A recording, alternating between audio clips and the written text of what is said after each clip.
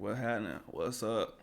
Today, I'm gonna tell y'all a very personal story. I think I might have said this somewhere on social media before, but it's kind of the thing that shaped my mindset. It's something that my dad told me when I was a kid. So I'm gonna give y'all the whole backstory. And I'm gonna tell y'all how it makes sense to me, and then you can use it however you want to use it. Okay? So we're in 2005 here. No, South Carolina. Sorry, 2003. Okay, I'm a kid. I've been an athlete since I was young, but I hadn't actually done any real running. Only running for sports, right? And there's a Susan G. Komen Walk for Cancer that my parents are gonna go to on a Sunday. My parents told me to come. That shit says Walk for Cancer, bro. I thought we was gonna be walking. My dad's putting on athletic clothes. He's like, put on your sports clothes, Put on your running shoes. Not running shoes, but like play shoes. Don't put on no nice shoes. I'm like, okay, cool. Cool.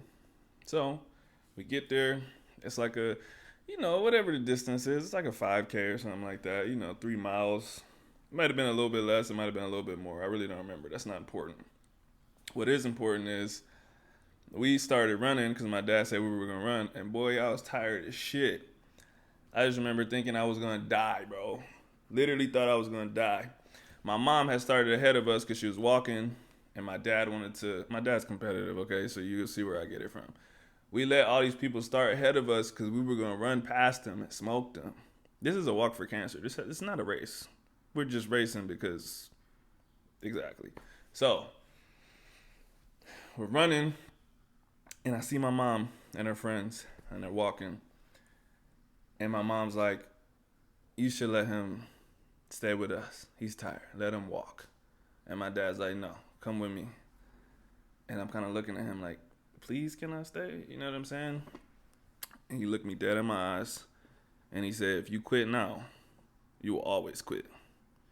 I didn't even know what that shit meant, to be honest. But his look was pretty stern. So, you know what I'm saying? I ran. I finished. And I was super proud of myself, bro. Like, I was like, yo, I almost stayed back with my mom. But, like, I ended up running. And I'm, like, way stronger and way tougher than I thought I was. And I don't think those words hit me until later, like when I was actually an adult. I always remember them, but it has like more significance now because I know that building habits, good or bad, is like what makes you. And when he said that, I don't necessarily know if this is what he meant, but this is what it means to me. Everything I do builds on itself. You know, if I run for 2 minutes today, that gives me the confidence to run 2 minutes and 1 second tomorrow. When I'm running, I can say, you know what, yesterday I did 2 minutes. What's the extra second? I can hold on for one more second. I can do that every single time, bro. I do that. And then you're at 30 minutes. You're at 1 hour. This works for weights. It's a little bit more complicated, but it works for everything. And it works the opposite way too. If you give up on yourself, it makes it easier for you to give up on yourself the next time. Um, if you were supposed to be doing a 5 minute jog and you quit at 3 minutes and you're like, fuck this, man, I'll do it tomorrow. You are gonna encounter that same feeling tomorrow. You may not quit, but it's gonna make it a hell of a lot easier for you to quit because you already did it once. And so I like to use that concept in a positive way. I always tell people, start small, and whatever you're doing, don't overwhelm yourself because once you quit, you have to overcome that. You know what I mean? It's like if you mess up on a clutch shot or something like that. The next time you have to take a clutch shot, you got this memory bank of the time that you missed the clutch shot. You know what I mean? Or that you didn't take it. I should say that's a better example. Because if you miss whatever, at least you took the shot. But not taking it, let's say you pass up on the clutch shot, like you were supposed to get it, you hurry up and throw that shit. You're going to remember that the next time you're supposed to get it, your hand's going to be sweating, bro, because you're going to be like, last time I bitched out. You know what I mean? So I always tell people nutrition, physical stuff, mental stuff. Don't take all of this shit and put it on your plate, bro.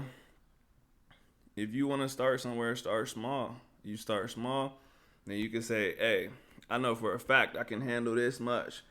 What's that? What's a pinch of salt? You know what I'm saying? I could put more in there. You can always add a little bit more, and you have this memory bank of things that you've already done in the past. You're like, man, if I got through A, B, and C, of course I can do D. You know, all the way through Z might be a lot, but if you already did A, B, and C, D is not that much.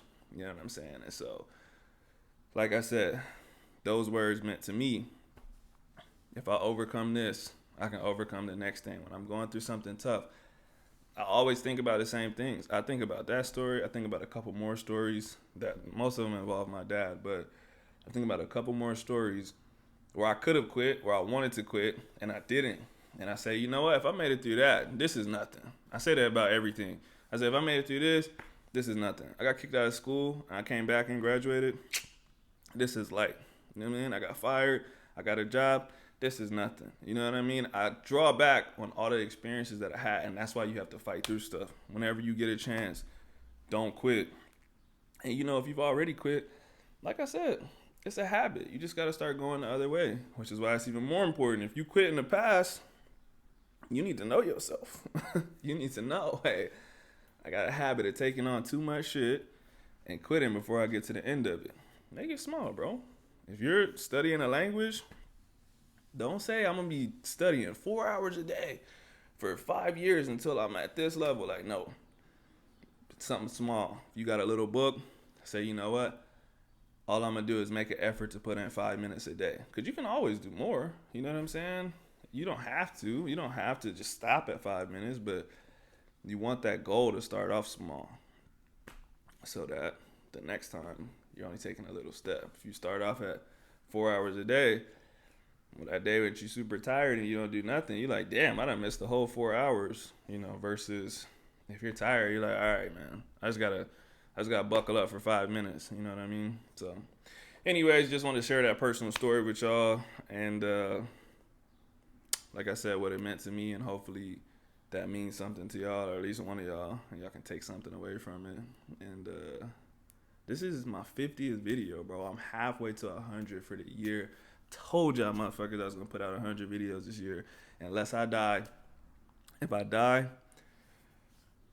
I want one of y'all to take over my YouTube channel and just like post videos of me lifting or some shit that y'all recorded from my Instagram and like take it to 100. You know what I'm saying? So I can complete my goal. Cause I'm not really trying to haunt people. And that's what I'm gonna have to do if I die before the 100. Cause I'll have unfinished business on Earth. I think that's how it works. So anytime I forget get on YouTube, I'm gonna just be like hovering over them like, ooh, get the fuck off YouTube. That's not really my style. And I'm not really trying to be forced to do that. You feel me? So post my videos. We get into 100, baby. Thank you for watching. Y'all have a good day.